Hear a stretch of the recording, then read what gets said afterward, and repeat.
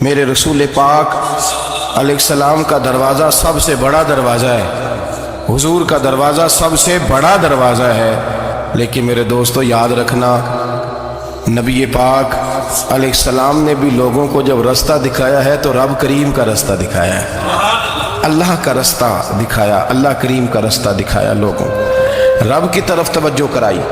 میرے رسول کریم سید عالم صلی اللہ تعالی علیہ وسلم نے لوگوں کی اللہ کی جانب توجہ کرائی اور لوگوں سے یہ کہا کہ وہ اپنے رب کریم کی جانب اپنا ذہن رکھیں، اپنی توجہ اپنے اللہ کی جانب مبذول کریں۔ میری بات کو اچھے طریقے سے سمجھیے گا، علم اللہ تبارک و تعالی عطا کرتا ہے تو اسے اللہ کی عطا ہی سمجھنا چاہیے۔ کچھ لوگوں کے پاس علم ہوتا ہے پر علم نافع نہیں ہوتا، وہ ٹامک ٹونجا مارتے رہتے ہیں ساری زندگی۔ علم کو اللہ کی عطا سمجھیں، اپنی عقل پر اپنے شعور پر زیادہ بھروسہ نہ سمجھیں، نظر اللہ پہ رکھیں۔ حضرت مولا علی شیر خدا کرم اللہ تعالی وجہہ الکریم سے کسی نے پوچھا تھا بڑا عالم کون ہوتا ہے؟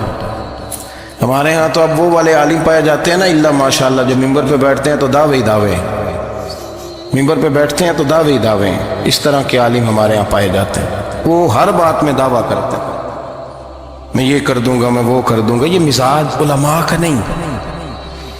حضرت علی المرتضیٰ سے کسی نے پوچھا بڑا عالم کون ہوتا ہے؟ فرمایا بڑا عالم وہ ہوتا ہے کہ جسے مسئلے کا پتہ نہ ہو تو وہ کہہ دے مجھے نہیں پتہ، میں پتہ کر کے بتاؤں گا، غلط بات بیان نہ کرے۔ امام مالک سے کسی نے کوئی مسئلہ پوچھا تو آپ فرمانے لگے مجھے اس سوال کا جواب نہیں آتا۔ ہمارے بزرگ سمجھاتے کیا ہے؟ وہ کہنے لگا آپ اتنے بڑے امام ہیں تو اس سوال کا جواب نہیں آتا۔ فرمانے لگے اگر مجھے ہر سوال کا جواب آتا پھر تو میں خدا ہوتا، مجھے ہر سوال کا جواب نہیں آتا، مجھے تو اتنا آتا ہے جتنا میرے رب نے مجھے عطا کر دیا۔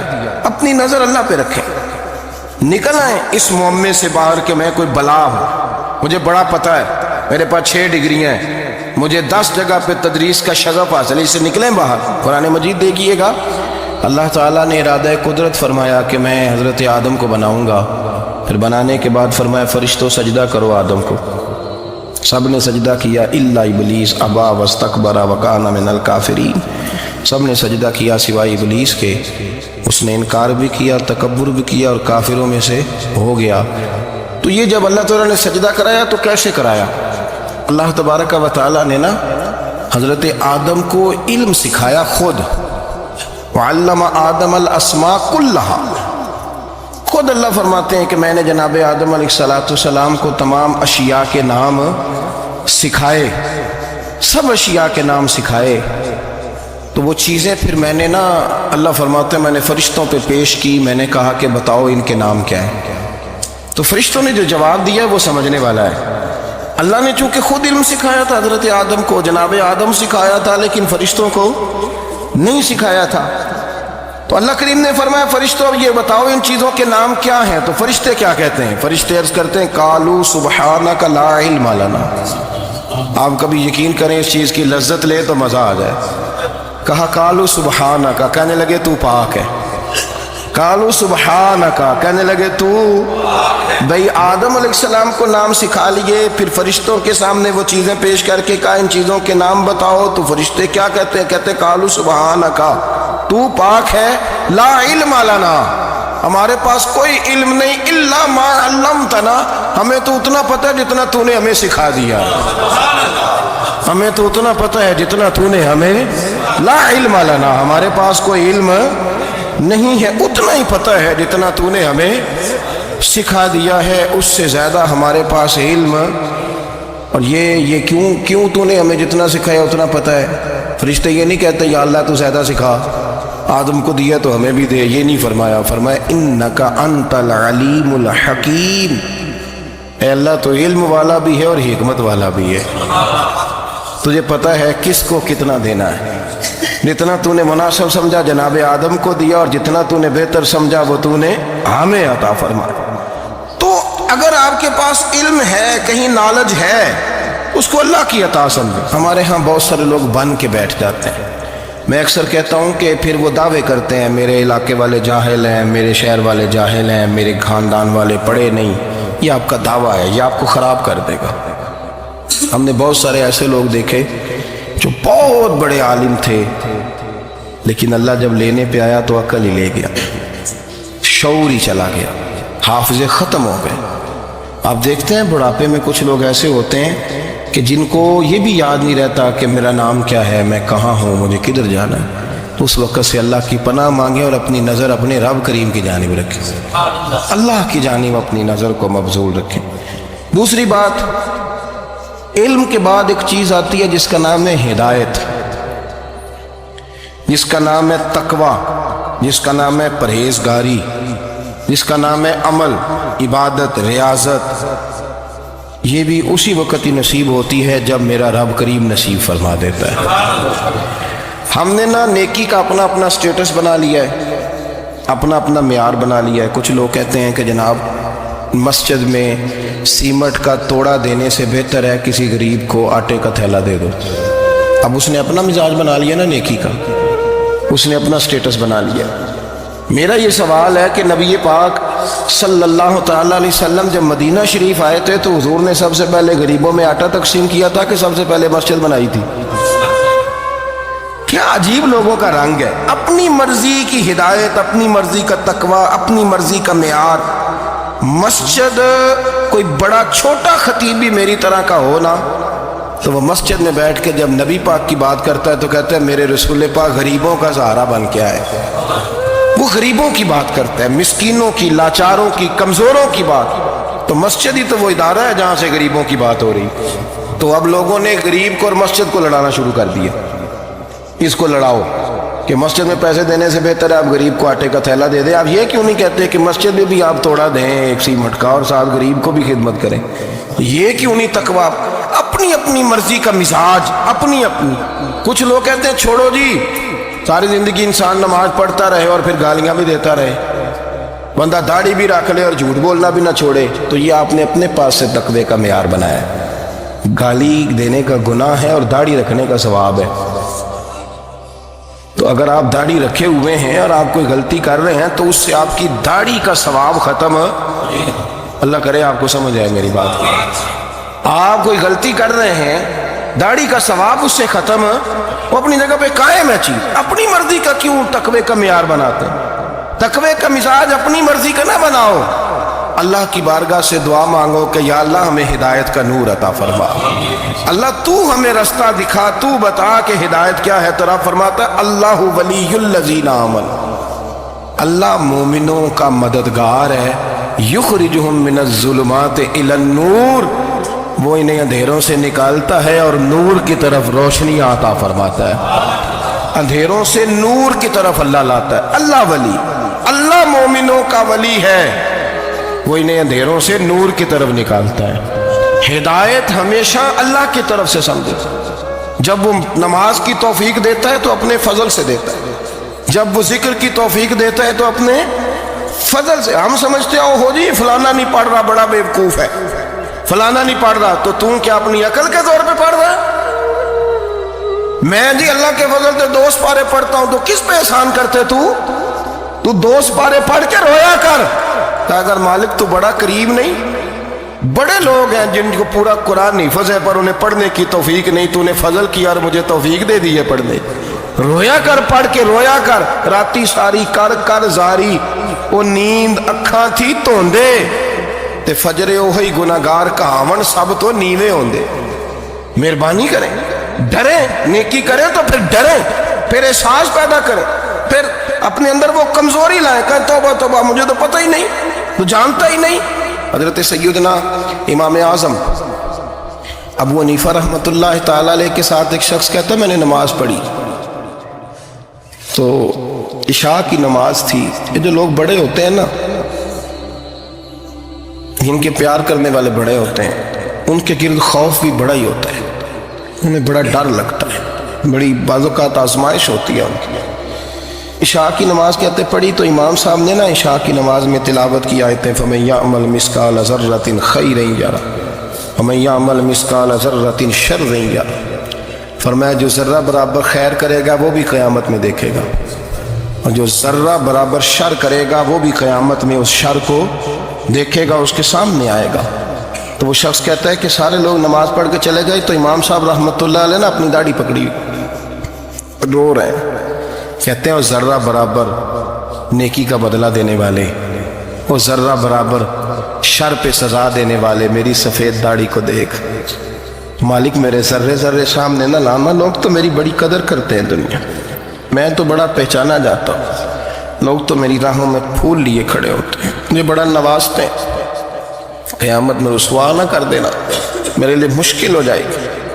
وہ کہتے ہیں میں نے امام صاحب کا درد دیکھا، مجھے کوئی کام تھا تو میں چلا گیا، میں نے کہا کہ وہ اس وقت اللہ کی حضور حاضر ہیں تو میں دوبارہ آؤں گا۔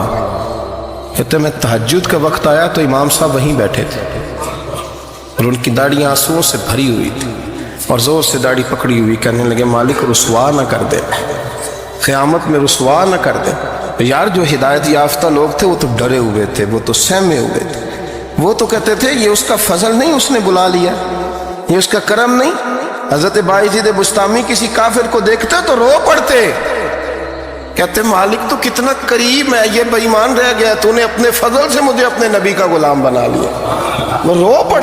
یہاں تو لوگوں کا دعویٰ ہی بڑا ہے، نمازی اللہ خیر فرمائے وہ تو دوسروں کو گھورتا ہے، وہ کہتا ہے جنت کا میں مالک ہوں، کنجیاں میرے پاس ہیں، میں کسی اور کو گھسنے نہیں دوں گا، اور اگر 2-3 حج کر لے تو پھر تو وہ کہتا ہے کہ ہم میرے سے پوچھ کے لوگ جنت میں جائیں گے معاذ اللہ، اور اگر وہ 2 4 5 7 دفعہ کوئی نفل پڑھ لے تو پھر وہ کہتا ہے چھوڑیں جی سارے لوگ بے عمل ہیں، میں اکیلا نیک ہوں۔ نہ ایسا کریں، اپنی توجہ اپنے رب پہ رکھیں، اپنی توجہ اپنے معین الملت والدین، عطا رسول، ہند الولی، غریب نواز، خواجہ معین الدین چشتی، حضرت خواجہ اجمیر، شاہ اجمیر، شاہ اجمیر، والی ہندوستان، آخری عمر میں نا سارا دن روتے گزر جاتا، ساری رات روتے گزر جاتے، ذرا سی کوئی بات کرتا تو رو پڑتے، آنکھیں آنسوؤں سے بھری رہتی۔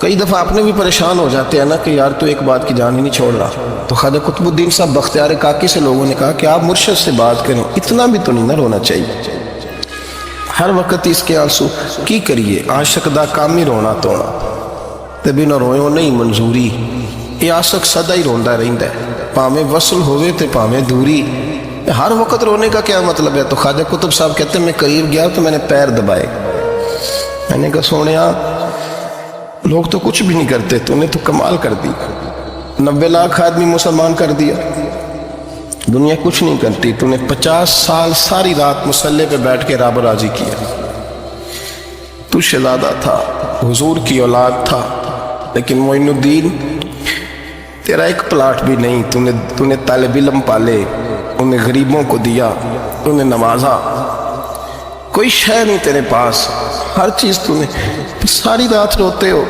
سارا دن روتے ہو۔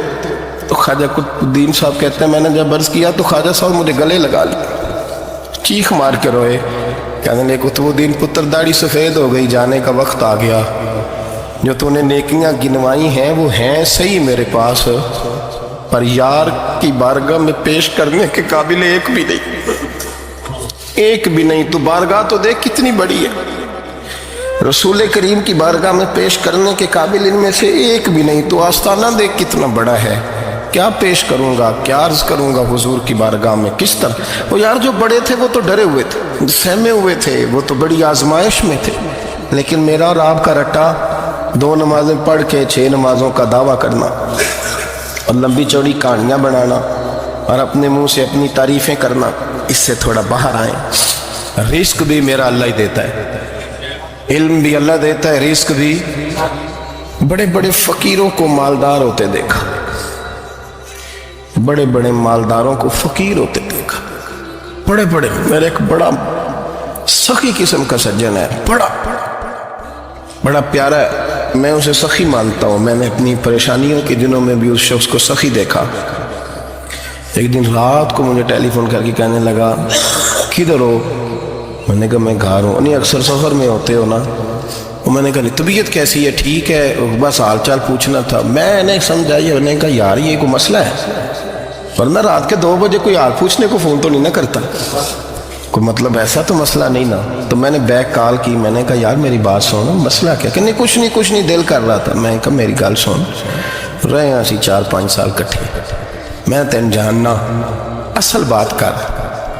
کہنے لگا مکان بھی بڑا ہے, سارا کچھ ٹھیک ہے, پر وہ بڑا ہی بے نیاز ہے. کچھ حالات اس قسم کے آ گئے ہیں کہ لوگوں کو بتاؤں بھی تو لوگ ماننے کو تیار نہیں.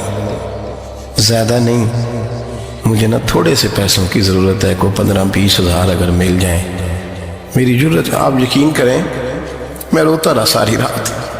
میں نے کہا مہربانہ تیرا کس طرح کرانگ. اس سے لے کے زمانہ استعمال کرتا تھا, پر بیل پروائی ویخ نہ سجڑ دی, جتھے کسے دی پیش نہ جاوے انہیں تاجہ والے در در رولے تے منگتے ہیں تخت بٹھاوے. سجنا کسے نو کارا مل دئی, کوئی کعبے خالی آوے.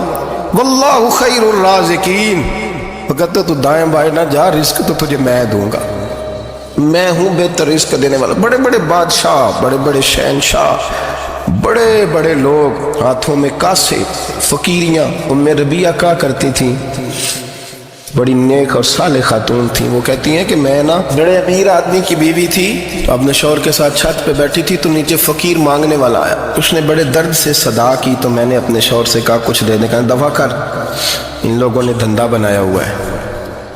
کہتی میں میکے سے بھی بڑا مال لے کے آئی تھی, میرے ماں باپ بڑے امیر تھے, تو میں نے نا چوری اپنے خامہ سے نظر بچا کے باتھ روم جانے کے بہانے گئی, اور نیچے جا کے 5 دینار میں نے اس فقیر کی ہتھیلی پہ رکھے.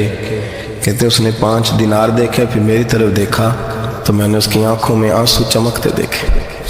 کہنے لگے بی بی رب تیرا بھلا کرے, میں 3 دنوں کا بھوکا ہوں. کہ وہ چلا گیا. میں گھر آ گئی, میں باہر آئی تو میرا شوہر کہنے لگا تو اتنی اب اتنی تو تیز ہو گئی ہے, اور تو اتنی خود مختار ہو گئی ہے, میرے بغیر پوچھے مال خرچ کرے گی, جا تجھے 3 طلاقیں.